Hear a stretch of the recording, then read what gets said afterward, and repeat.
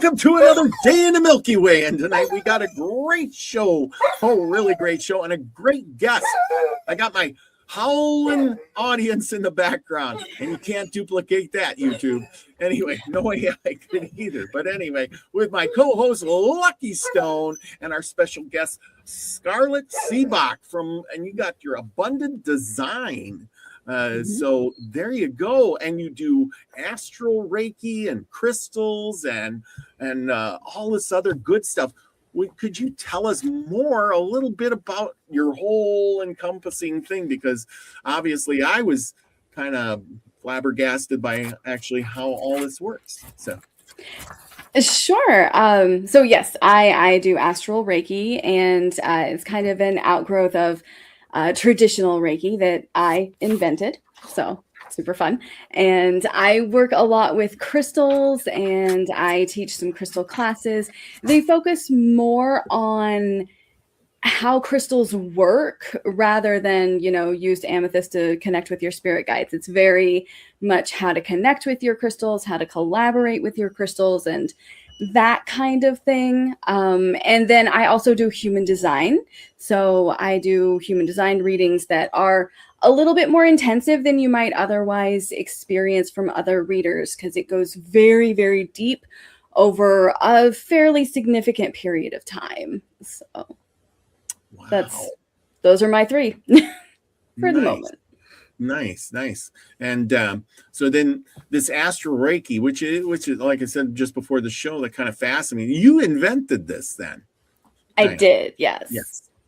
Nice. Can you go in, Lucky, don't be afraid to pop in with any questions you might have, but go on about the Astral Reiki a little bit, because everybody seems, they've heard of Reiki, and I know what Reiki is to the basic points, but now Astral Reiki. Sure. So I actually like to talk about Astral Reiki in the context of traditional Reiki. So with traditional Reiki, you're channeling life force energy. It's, generally comes through the crown chakra, all the way down to your toes, then back up through the heart and out the hands, and then into your client. That's how traditional Reiki generally works, whether you're talking about in-person or distance Reiki. With Astral Reiki, it works a bit differently. I'm still channeling life force energy, but I'm not channeling it through my body. What I'm actually doing is taking my consciousness or my soul, astral body, whatever you want to call it. I like to call it light body because it's easy to say. So I take my light body and I remove it from my physical body, up and out my crown chakra, actually, and then take that over to where my client is, and channel that life force or light energy directly through my astral body or light body instead of my physical body. And since I do that, and since it's not going through my physical body, my astral or light body, it tends to have a lot more capacity. So it tends to be a significantly more intense experience. And it's also cleaner because it's not going through my physical body. So it's not catching any of the junk that might be in my physical body. It's only going through the light body, which has significantly less junk to get caught on. So it tends to be cleaner and it tends to be more intense. Wow. I found this fascinating because you did talk in another podcast that you couldn't do the distant Reiki, but your guides told you to be quiet and they sang to you. And that to me was enormous, because I've always heard about distant Reiki is not as effective. But what you're doing is taking it to another degree. And this is the key that I think a lot of people need. That you're right. The astral body is cleaner rather than going through the physical body. It blew my mind. And because I also heard from Reiki masters that distant Reiki is not a thing, and on and on about their perception of it. But you've taken that to another degree. You've taken that out of the whole idea of distant, and you just say, well, no, it's the astral body. And then you talk about that when you're doing it, you can't talk because your physical body, you're not in your physical body, you're astral. And Right. all this fits to me that this is the key that a lot of people would need to do a more effective, because you're kind of doing this, because you're doing what could be advertised as distant Reiki, but doing it in a much more efficient way. And I found that it kind of fills all the gaps that I found with it, that because I study, I learn, like Robert, I look things up, I read too much. And that just that fills in a lot of the blanks that a lot of people could question about Reiki, doing distant Reiki, which you've taken all that off the table and going, no, I'm astral body, the spirit body. Is that what you said, spirit? Astral light body. It's all the same thing. Light body, which light body is much more, again, a better term, because that is exactly what it is. But yeah, we talked about it. Like I said, I paid attention. I like paying attention, and I found that fascinating when you talked about that.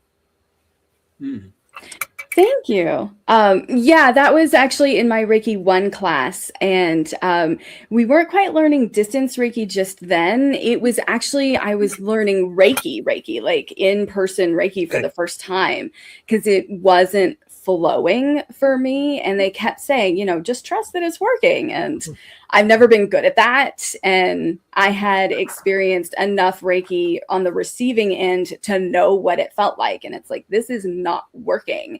And I was genuinely concerned. Can you fail Reiki? Because I feel like I'm about to fail at Reiki, and I'm going to need to retake this class. But you're right. Yeah, when I was in like the last hour of class, I finally just let go, and they did. My guides sung to me, and then it actually flowed through. And that was very, very cool. When I figured out how to do Astral Reiki, that was in my Reiki 2 class. And that was when they were teaching us distance Reiki. And I remember thinking, this feels so incredibly inefficient, and I don't understand why we're doing it this way. And so then I just popped out of my body and decided that would be a much better way to go about it. And it was. So. Nice. Now, do you have, I'm sure you did it all the three ways, or the ways to do it, but what are the people that you're working on say? Do you have better luck? Do they get more healing from the astral than just the regular Reiki, in person or distance? Or can you explain that a little bit? What's your results? Sure. I don't really do distance Reiki overall. I don't find it to be particularly effectual. Like he says, it's you have to be very, very good to really make distance Reiki work. And even when you can make it work, it still doesn't work even half as well as what I'm doing. So I just don't see any point in it. But if you look at Astral Reiki, there's a few things that I do for clients that you don't find in traditional Reiki spaces. Like most traditional Reiki practitioners are not aware of how to properly remove a parasite. Most traditional Reiki practitioners are not aware of how to repair a chakra that has turned into like basically a black hole. They just kind of close it off and pretend it's not happening. And both of these things I know how to fix. And I honestly don't know how you could fix without using Astral Reiki. So there's some things that are a little unusual to what I do.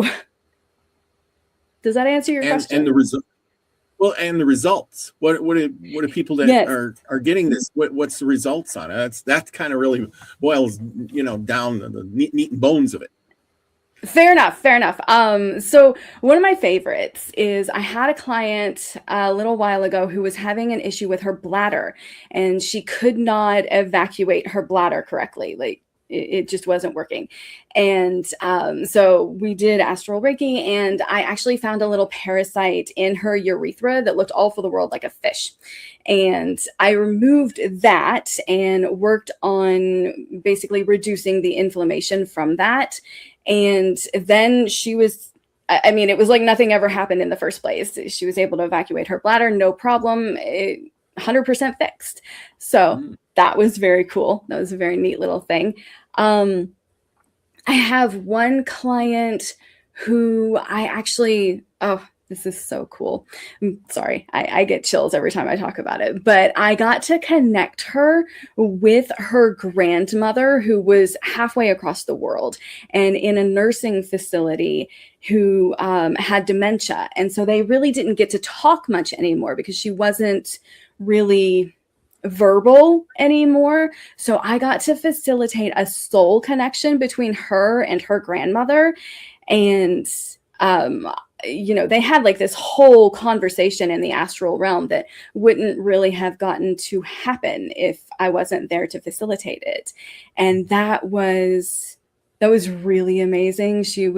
When we got finished, she was just crying her eyes out and she thanked me so profusely. And she said it was one of the most amazing experiences she's ever had. And she's never felt closer to her grandmother. And that was very, very cool. Yeah. Wow, that's amazing. Yeah, it was really neat. Before I did that, I was not aware that you even could do that. And so to do that, it was phenomenal. I mean, just life-changing. So Lucky, I can go on if you want. Oh yeah, we want you to go on. Lucky, do you have any questions for her about that? No, I'm more fascinating that it's just when you say you didn't know that could be done, that is to me indicator that you're bringing something back. That you're saying, okay, this is an experience and something but you've always talked that you can do astral projections since you were a child. Yes. And you're using that gift for this, which I find fascinating. I mean, I personally can't do astral projection. It's just one of those things where I get stuck in it. And it's one of the things that I'm okay with that. I do other things. That's fine. Yeah. And I find it fascinating, but you're using your gifts in other places. And I do like when people say, "Oh, I didn't know you could do that," when it's possibly ancient that you're just bringing back from the past that we couldn't do for a while. And now you're one of the,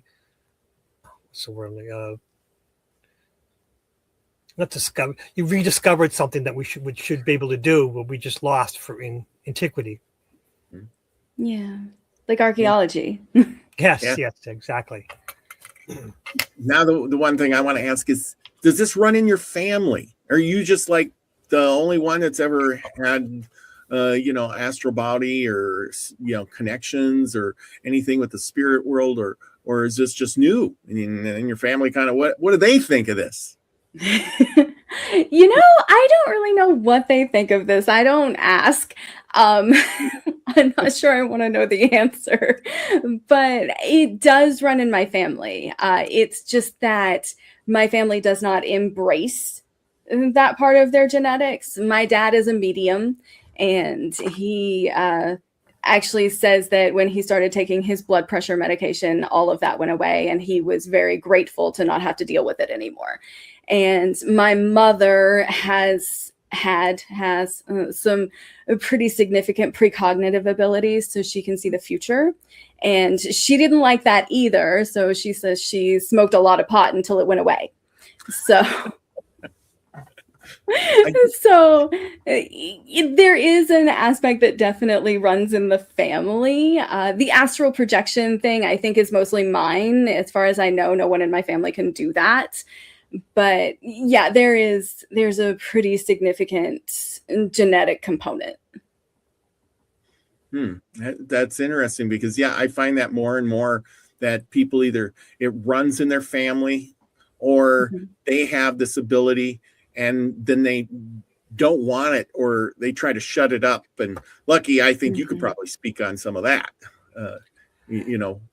Yeah, that was messy. That was a messy thing where I went through a lot of my childhood and teen years encouraging to turn it off, and got to college years and it started coming back. And then one of the people said, "Oh, alcohol will help control that."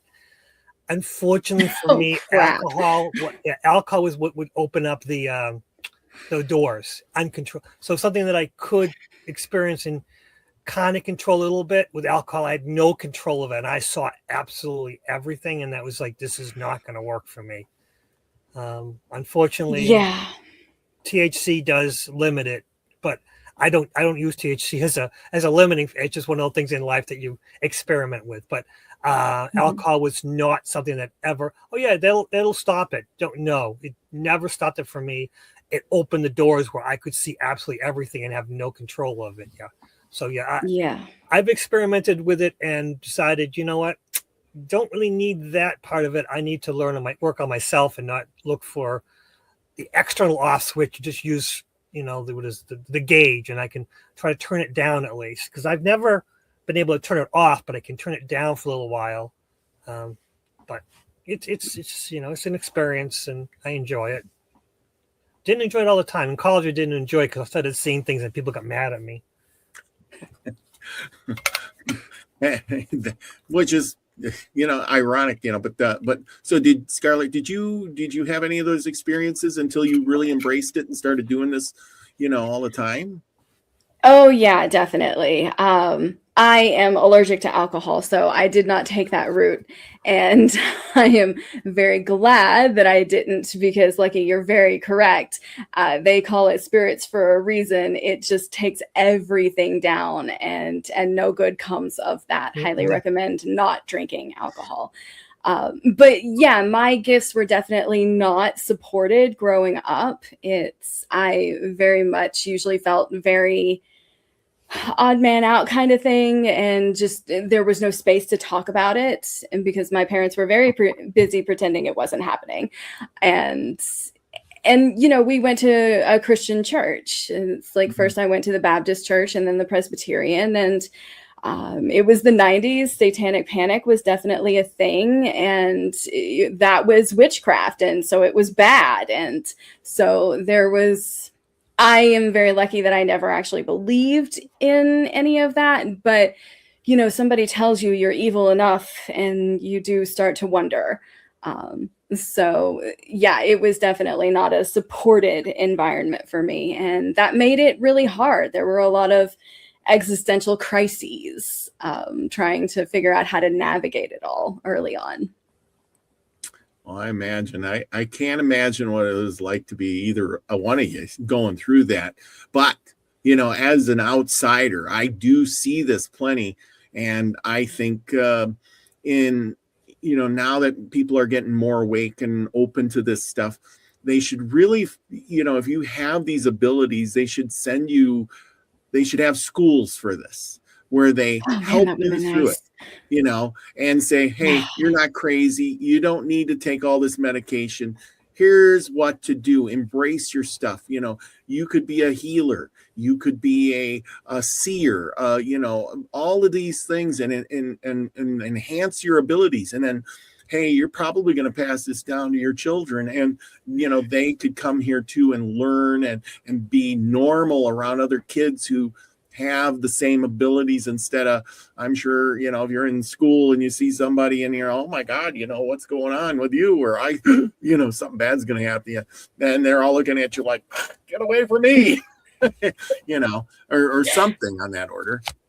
And then of course I've heard, you guys just shut up, you don't say anything, and then you're thinking, oh man, I'm really crazy, what is going on, so anyway, could you tell us some more of your fascinating experiences, and then we'll move on to the crystals, which is even more fascinating too. So yeah, because I'd really like to hear some of the more of those astral travels, how you help people. I'm sure you got a lot of stories on that. I actually just had a session with a client that she's just like the tiniest bit famous. She's like, I mean, nobody's heard of her except like about 1,000 people. And so not like big famous or anything, but just the tiniest bit. And she's in the spaces that I tend to hang out in. She's just better at it. And I got to do a session on her, and it was a fascinating experience because she hasn't really learned protection yet, energetic protection.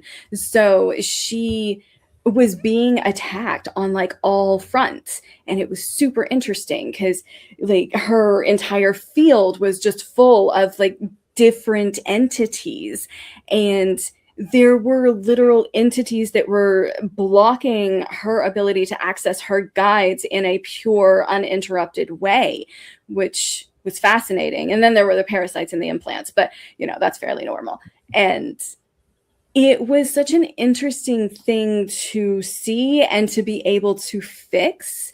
And it's been a really interesting window into a little bit of my future. It's like you have to make sure to keep up your energetic protection, or when somebody recognizes you and doesn't like what you have to say, they will attack you. And she was actually a really good example of that, and being able to remove all of that and just watch her breathe this giant sigh of relief, because she could tell the difference just immediately. And checking in on her the next day, she, you know, really was effusive and said, you know, for the first time, I feel like I can talk to my guides again. And it feels like it's been years. And it was a beautiful experience to be able to do so much in just one session to really change a person's life. So nice. Can you tell us more about parasites and implants? Yeah, because we've talked about parasites at some point in time on the show, and you know, you can pick them up places and things like that. But kind of describe to us what you see as a parasite or an implant, and where do these people have them? Are they all over? How do you pick them up? You know, how can you avoid it too? Sure. Okay. Many layers, but yes. So if we're looking at what a parasite looks like, there's actually many different kinds. The ones that I see most commonly are ones that look like a leech. I mean, almost exactly like a leech, and they hang out in your mind space almost exclusively. And then there's one that looks a little bit like an octopus that usually hangs out right on the back of your head right here. I see that in a lot of really spiritual people. It's surprisingly common. If you're spiritual and don't have energetic protection, it's almost guaranteed that I'm going to take one of these off. And then there's ones that look a little bit like, okay, so in the movie Alien, there's that alien that pops out of somebody's stomach. It looks basically like that, except for more teeth. And so there's that one. And then there's that one that was a fish. That was interesting. Those are the most common types. There's also the curses. And those are ones that people literally give you. And it kind of looks like two leeches with a string in between them. Those usually cause cancer. They're not fun. But easily removed, actually. So that's nice. Yeah, those are the most common kinds. How you tend to get them, excluding the curses, which are given to you, like someone did that to somebody else. The rest of them you usually acquire because you're a vibrational match for it in some way, and you're not protecting yourself from it. So when I see like mind parasites, especially, that's a rumination thing. You're worrying, you're ruminating, you're having anxiety about something. And so one of these things gets super attracted to that, and they latch on and they feed off of it, and then they make it worse. And, you know, we've all been through this at one point. We're worrying about something, we're ruminating about something, and then all of a sudden it just goes up to 1,000 for like no real reason. A parasite just latched on. Congrats. You need that removed. But so that one's pretty easy. You know, you can usually do some breath work or something to not really be a vibrational match for it anymore. It's just if you're prone to it, meditation's kind of important. The octopus one, it's very much kind of a part of spiritual ascension. It's there to feed off of your spiritual ascension. And it comes pretty much as soon as someone starts to get a little bit spiritual and they haven't learned how to protect themselves yet. And the alien one, that one just, I have not discerned a pattern with the alien one yet. And as far as protecting yourself from these things goes, it It usually is as simple as doing some sort of ritualistic protection, whether you're calling in Archangel Michael or you're doing a visualization practice, you're calling in your ancestors, you're doing that ball thingy from your heart. You just need to do some form of protection, and that will usually protect you from acquiring new parasites. It does not, however, remove the ones you already have. Wow. Okay. Yeah. So then how do you know? Well, I mean, I can imagine people, maybe they don't even know they have these parasites. At least that's what I've been told. They don't know you have them. And then when do they call you to say, hey, I'm doing the old school, hey, help me out. How do I even know I got them? That, I'm having a problem. Why should I call you? Can I get rid of them myself? Is this a thing? Like you said, you can do this protection to keep the other ones out, but what do you do then? I mean, that's kind of where I'm sitting. Getting rid of them yourself is not impossible, but it can be tricky. If you understand how to use the violet flame, that definitely helps, because that gives you full removal without the possibility of that particular one coming back, because you're actually transmuting the energy fully. These guys are tricksters, though. That is the thing. They're actually very adept at illusion magic, basically. So, you'll hear some practitioners talk about it occasionally, and they'll say something akin to, and this portal opened, so I just pushed it through there. And it's like, well, yeah, that portal opened because that parasite showed you a portal to put it through so you wouldn't actually hurt it. And then it just goes and reattaches itself. So they're a little tricky to remove. There are some things where it's not necessarily advisable to DIY it. We don't DIY heart surgery, and it's a little hard to DIY your parasite removal, unless you can do the violet flame. Just don't let it trick you into thinking that it's going to the light, because it's not. Lucky, you're up. That's a porthole thing. That's about portals. They're something I used to do and I never do again. You're right. They're illusions. Then there's creating one and not closing it appropriately, which is the bigger problem I find, that people, oh yeah, I closed it when, like the Ouija board. Ouija board's a tool.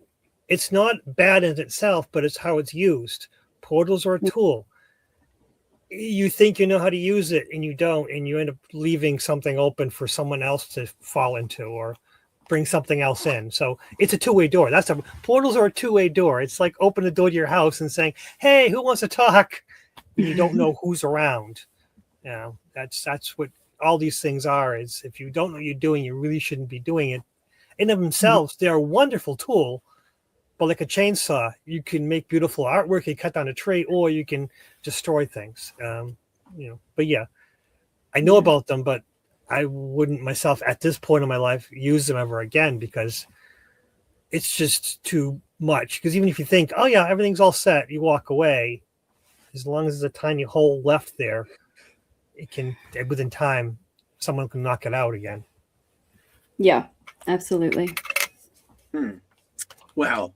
Well, when you get these, so back to, when should they call you, and say, hey, right, I need help. How do I even know I need help? I mean, I'm walking around with a parasite on my neck, and or I got an octopus, on there, and I'm not saying I do, but I do. I don't know, but I got these lesions here and things, and how do I know to call and say, hey, I need help? Well, don't call. I have a booking page. But in any case, yeah, that's not your question. It's a joke. But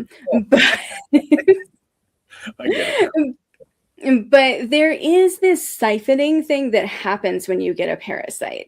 Like, if you find that all of a sudden you're really tired for like no real reason, you're not getting sick, you're just exhausted, and you went to bed, you woke up, and you continue to be exhausted for no real reason, that's actually a pretty decent indicator that you have some sort of parasite that is siphoning off of you. There's also the rumination thing. You know, if you're not super prone to rumination, but then you suddenly started worrying about something, and then you really started worrying about it, and it will not leave your mind, and it's exhausting, because it's always exhausting.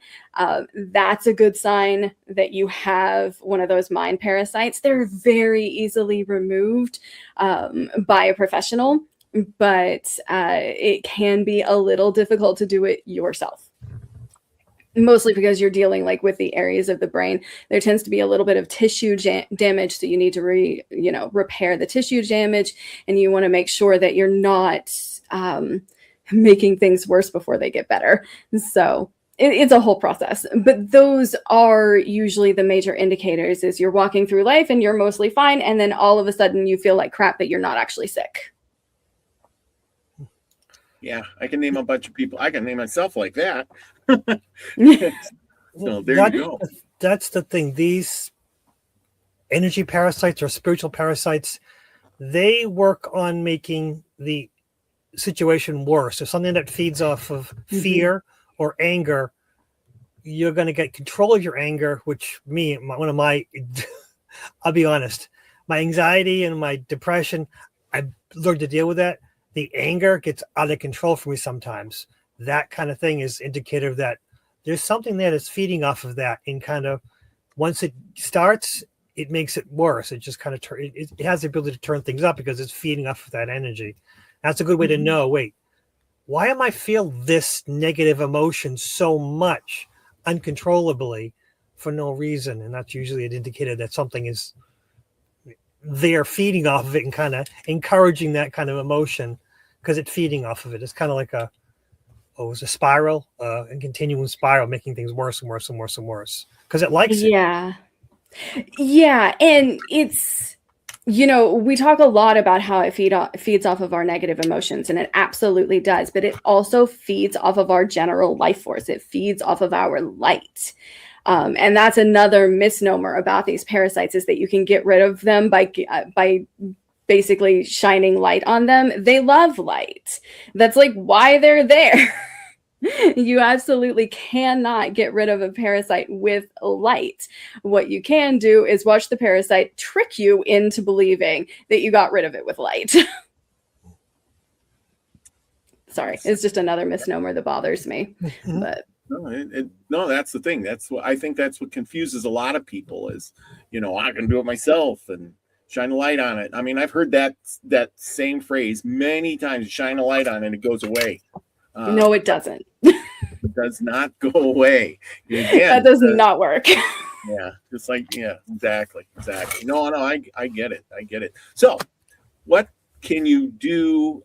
Now we're going to segue into the crystal thing, because now we've do the crystals help? What are crystals for? What do you recommend?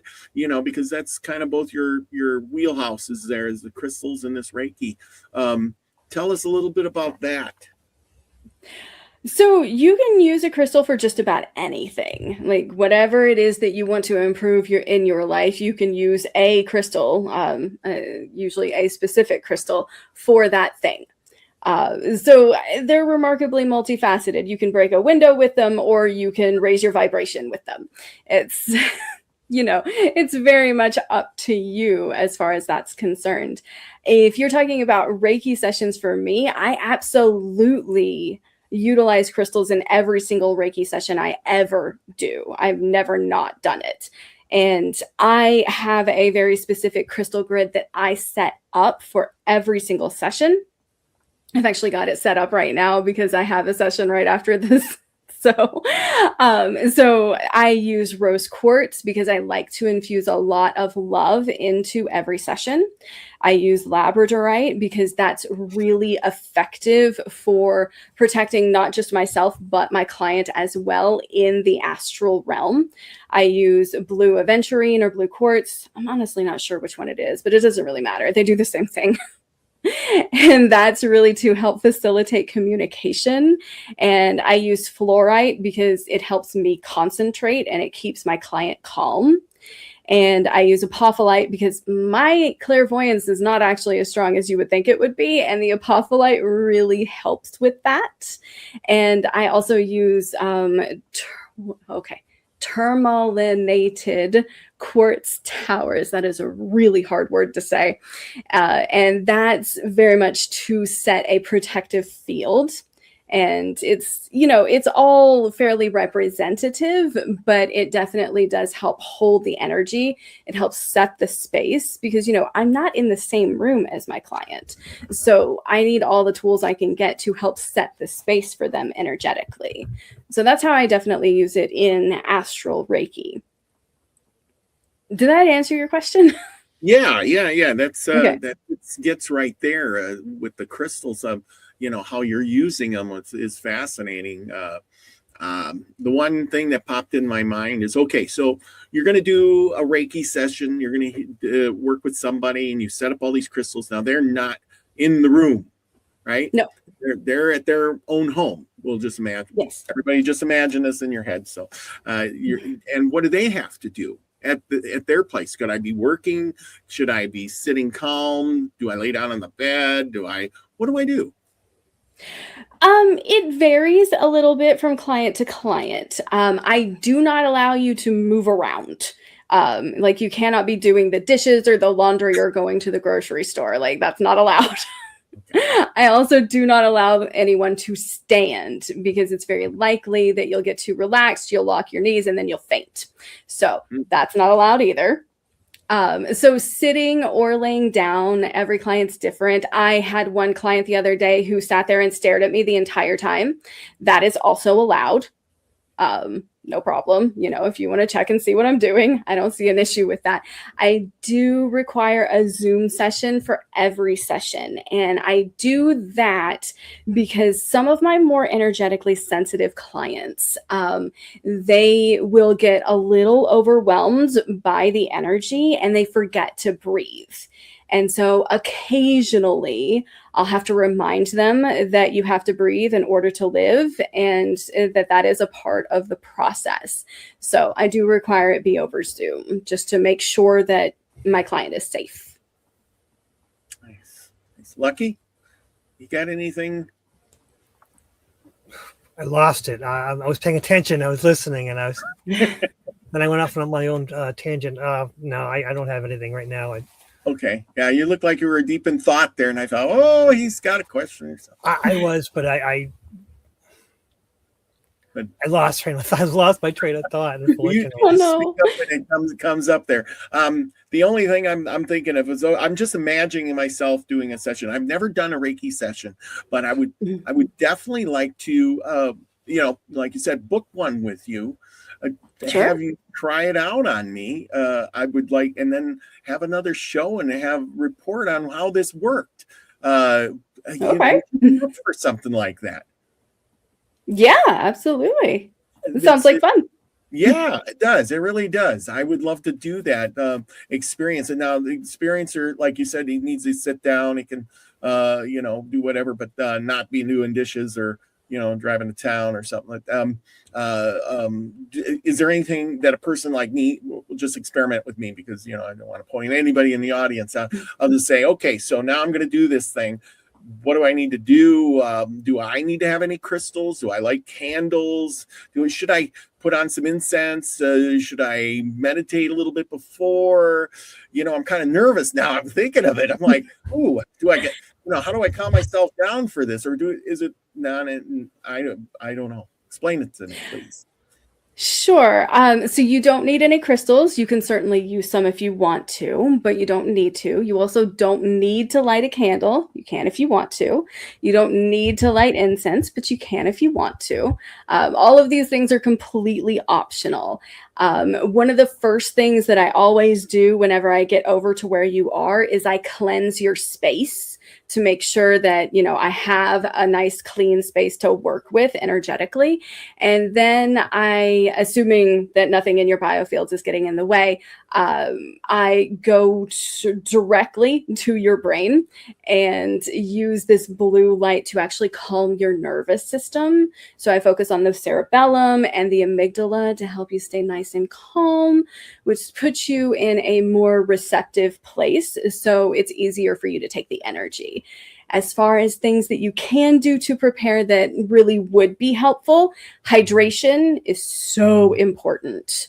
Words cannot express how important hydration is. And you know, every Reiki practitioner will tell you, drink some water like after every single session. But what we normally don't get to tell you is it's actually very helpful if you drink some water before the session too. Mm. So if you want prep work, drink water. It's a big deal. Water is life. It makes everything easier to conduct if you are hydrated. If you're nervous, box breathing actually helps a lot, which I imagine you guys are fairly familiar with, the 4-count breathing. That kind of helps calm you down a little bit, and I can get you calmed down the rest of the way.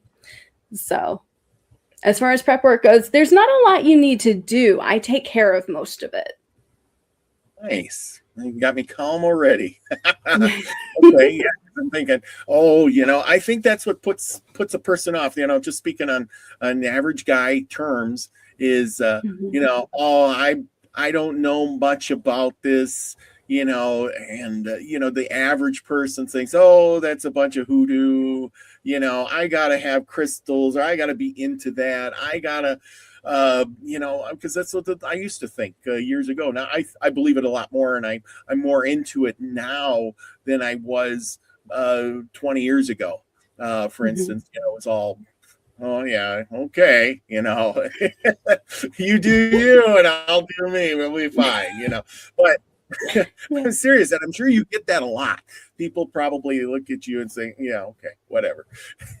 But, yes, I do, especially where I live.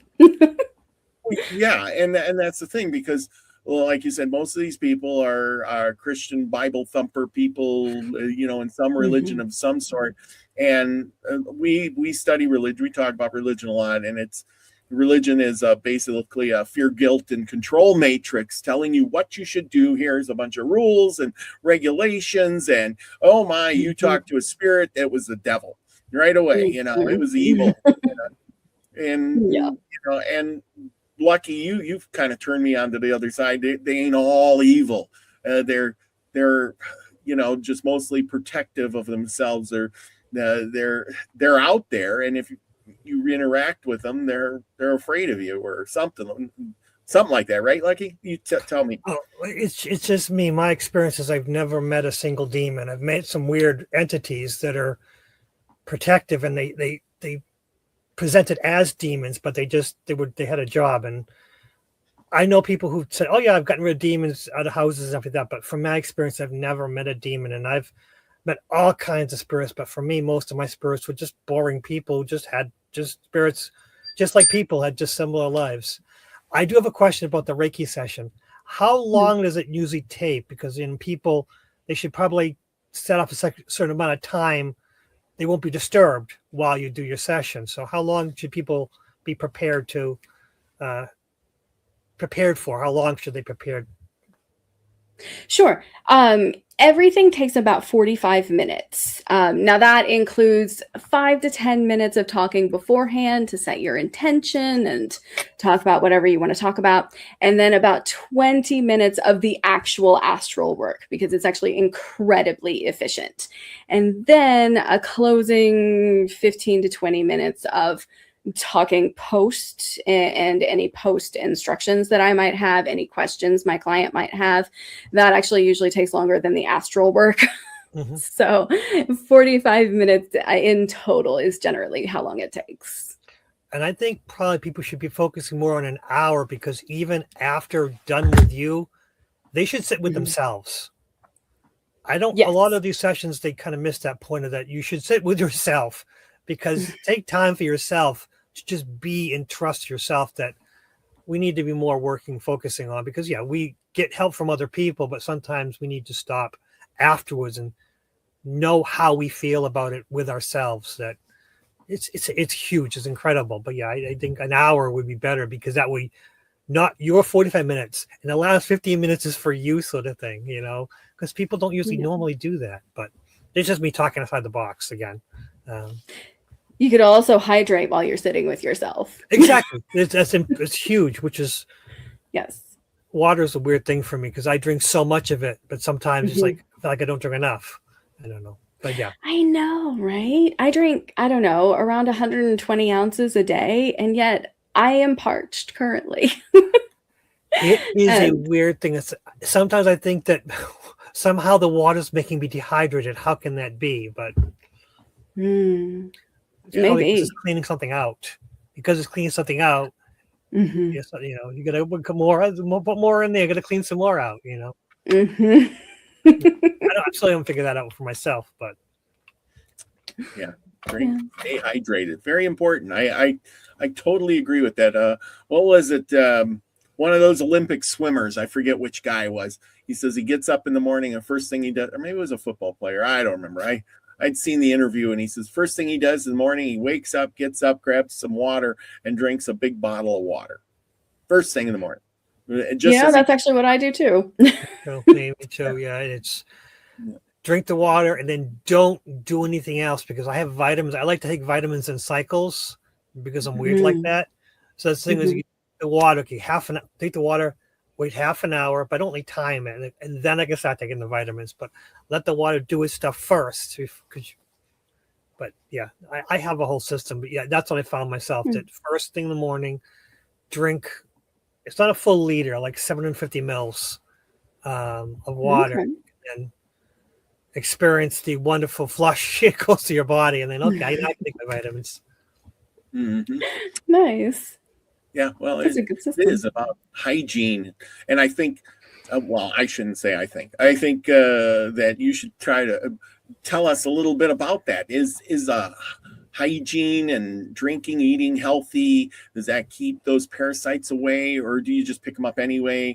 And to tail end that, put it like this. I'm going to just refer to like go to the dentist. I don't confuse that with anything. It's just the fact that, like, okay, you go to the dentist and they do a teeth cleaning, and then, next year you come back for another teeth cleaning just to, my teeth don't feel dirty. And they, I can still smile, but they want you to come back and, get a checkup and get them teeth clean and see if you got any more cavities and blah, blah, blah. You know what I mean? So is that something that once you get the parasites removed and stuff like that, is that something you should do, or just wait till, like you said, they're tired and you feel down or whatever? That really depends on what your goals are.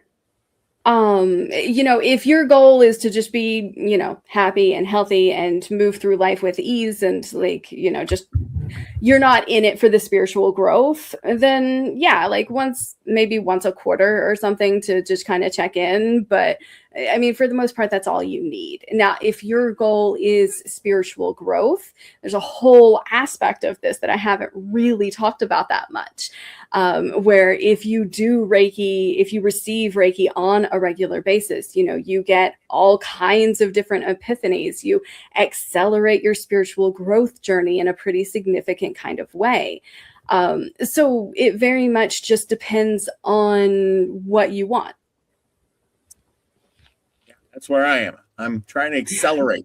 I'm way behind. I missed out 20 years ago, it's like, but anyway, and then once I found there was like an awakening and I was like, oh, the world ain't quite what it seems. And I'm starting to learn all about this stuff, especially in the last 5 years as I've done doing the show.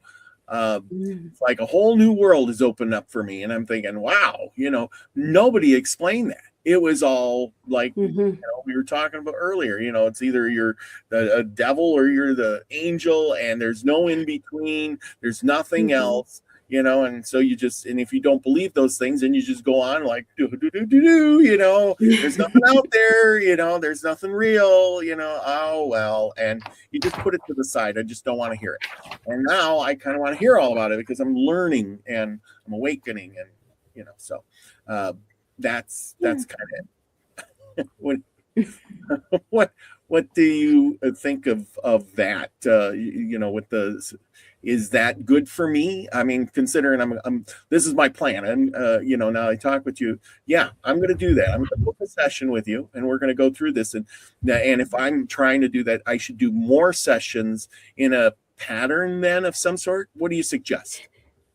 Well, everybody's different. And so you're going to find your own rhythm as you go forth. And I'll tell you what my rhythm was when I was receiving Reiki on a regular basis. I went once a week for like 2 years. Oh. And yeah, it didn't take me all that long to get to this place because I went to Reiki once a week for 2 years, and I experienced many different epiphanies and awakenings and all the things. So that was my rhythm. I did that very purposefully because I struggle with remembering to DIY my own spirituality. So this gave me like accountability, but you may not need that much. You may only need like once a month. Most of my clients will see me about every other week. So it just depends on what you need. Interesting. I'm dreaming this up in my head, of going, and I'm kind of really excited about this idea. But here's a question, and just like being, you got your car and you take it to the one mechanic all the time, and then it breaks down again, and you say, hey, there's one on the side of the road. Should say I have you work on me, and then if the opportunity comes up and I say, oh, there's one in town, there's a Reiki master in town, and I'm going to go there. Should I go? Or do I say, well, you're the one, you're my consultant here, and I'm going to have you do it all the time. What do you suggest?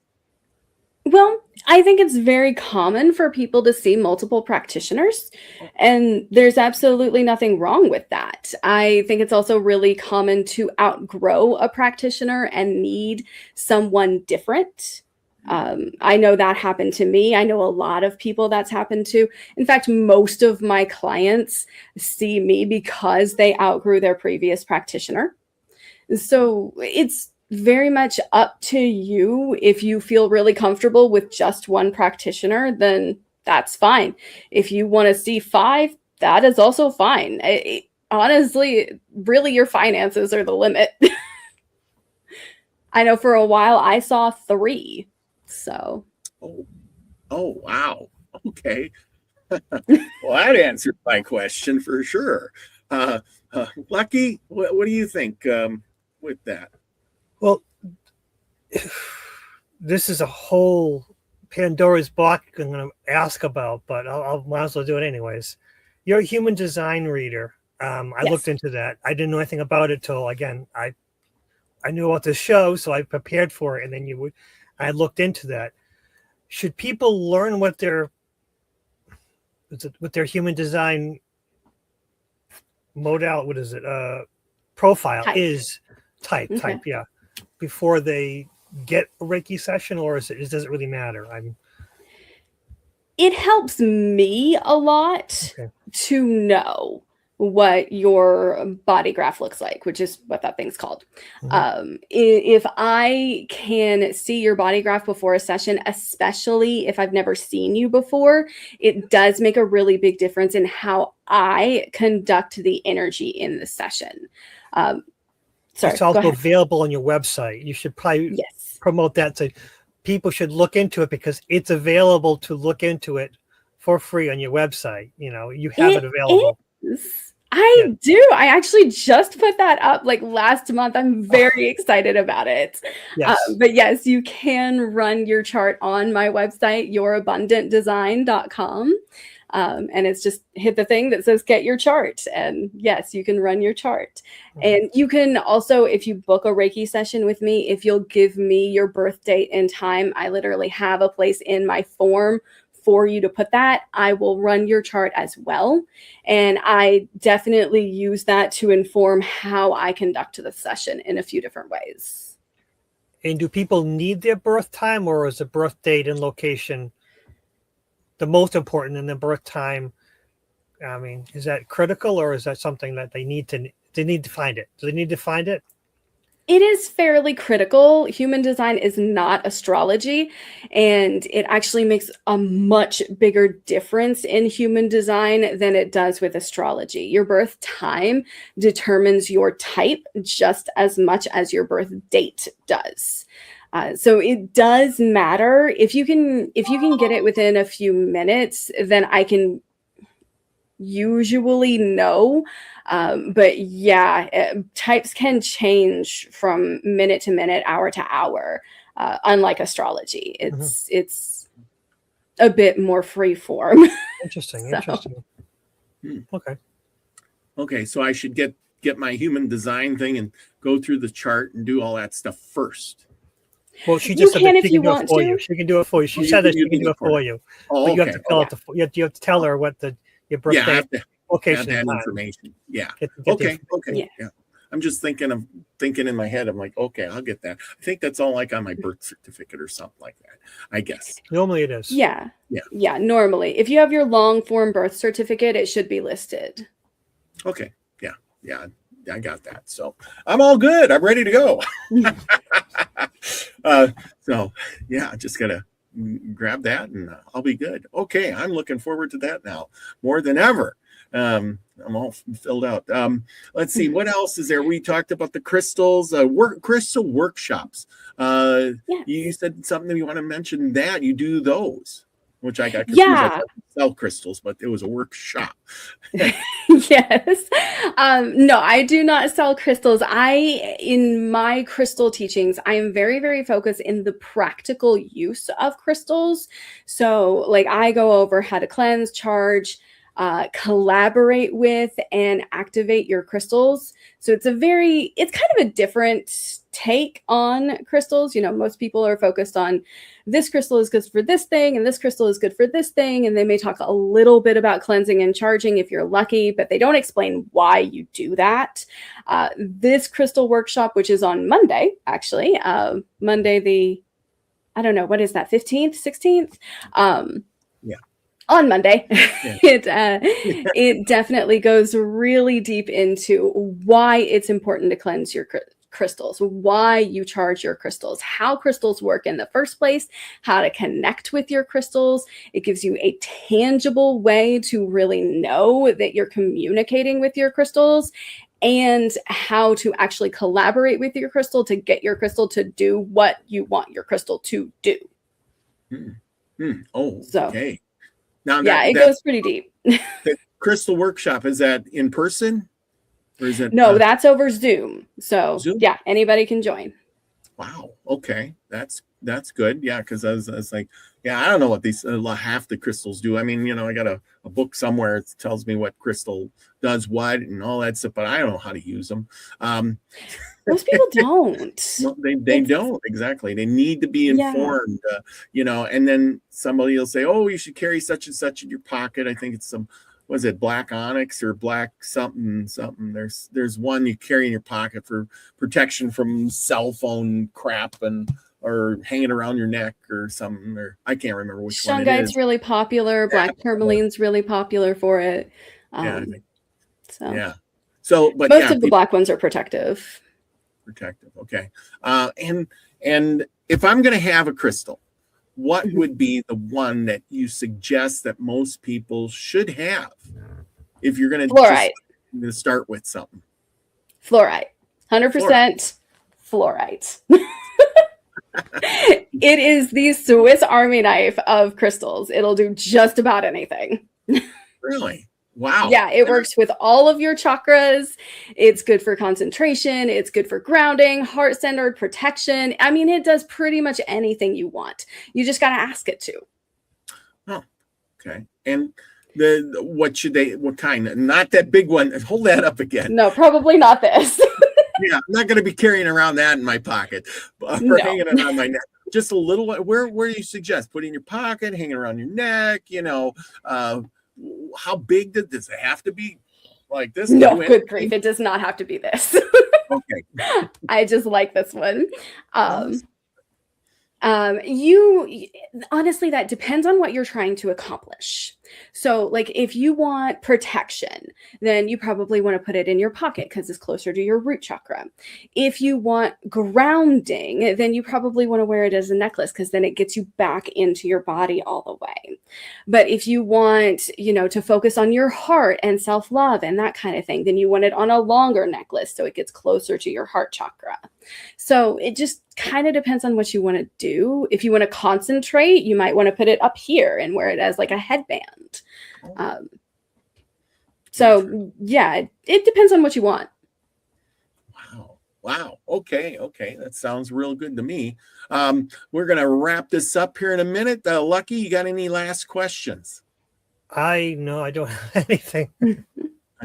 Okay, well, and Scarlett and Walden, you got anything left to say? What do you want to tell everybody before we head on out? Any big news? Anything we should be worried about, or how to book, a session, or get onto your Zoom? Is it all on your website, et cetera, et cetera? Everything is on my website, which is yourabundantwithat.design.com. If you can't sign up for the crystal class or, it's a little bit late or something, there's also a crystal booklet that you can sign up for. And all that costs is your email address. It's right there on my homepage. And it goes over cleansing, charging, and activating your crystals as well. Not in nearly as much detail, but it's still helpful. So that's the big one. And if you want to sign up for a session with me, you can also do that on my website. So, okay, sounds real good. I will be doing that hopefully soon, and getting that squared away. And then, like I said, I'll do the session with you now that I kind of know the ins and outs of it a little bit better. And I'd love to have you back on, and then we could discuss all of that, or how I felt afterwards, and what you've seen. And I think that would be really good. I think it would break the barrier with people, because for like me, it's like, back in the day, I didn't believe any of that. It's like, yeah, okay, you do whatever, and there's nothing wrong. I don't have no parasites. I can't see them. They don't exist. And I haven't looked. Well, but you know what I'm saying is, we all know we got guides out there. We all got this going on, that going on, but and there's spirits all the time. And like a Lucky always tells me, if you don't listen, they're probably talking, but you're not listening. And if you start to listen, they'll start talking. That's very true. And most people nowadays don't take the time to listen. They, they're so concerned with their phone and watching cat videos and, doing other stuff, sports and work and home life. There's nothing in between. It's like, whatever, I got too much else stuff going on, but maybe that can improve all those other things. Maybe a little less of screen time on their phone, maybe a little bit of better eating. And like you say, and staying hydrated and all these other things could really improve their life to make everything else better. Mm-hmm. Absolutely. To this day, one of my main spiritual practices is that I drink water. Yeah, that could be. You're right. That could be a spiritual practice. Nobody ever talks about it like that. Hey, it's true. And you just say, "Oh, stay hydrated," and then most people think, "Oh, I drink a Red Bull every couple hours." No, Red Bull does not count as water. It does not. No, and but I drink a whole 2 pots of coffee every day. Not the same. Also does not count. Yes, it's water. And then, but I put the flavoring in there. It's a little bit better than nothing, but you know what I mean. It's like, but you still just ruined your water. Yes, exactly. And so anyway, as we wrap this up, I want to thank you for coming on and telling us all about this. I can't wait for our next show after I get my Reiki thing done and I'm all cleansed of I'm good to go, you know. And Lucky, thank you for co-hosting with me tonight. And as we pull on out of there, I want to tell everybody to go to your website, which I'll link in the description below here, and attend one of your workshops. You know, maybe book a session, you know, and get things going. And with all of that, the best thing to do, drink some water, be kind to your neighbor, give them a smile, because how you reflect on yourself and others, you know, it only makes your frequency better, because most important thing, you want to be the frequency you want to receive, everybody. Love you all. Peace, everyone.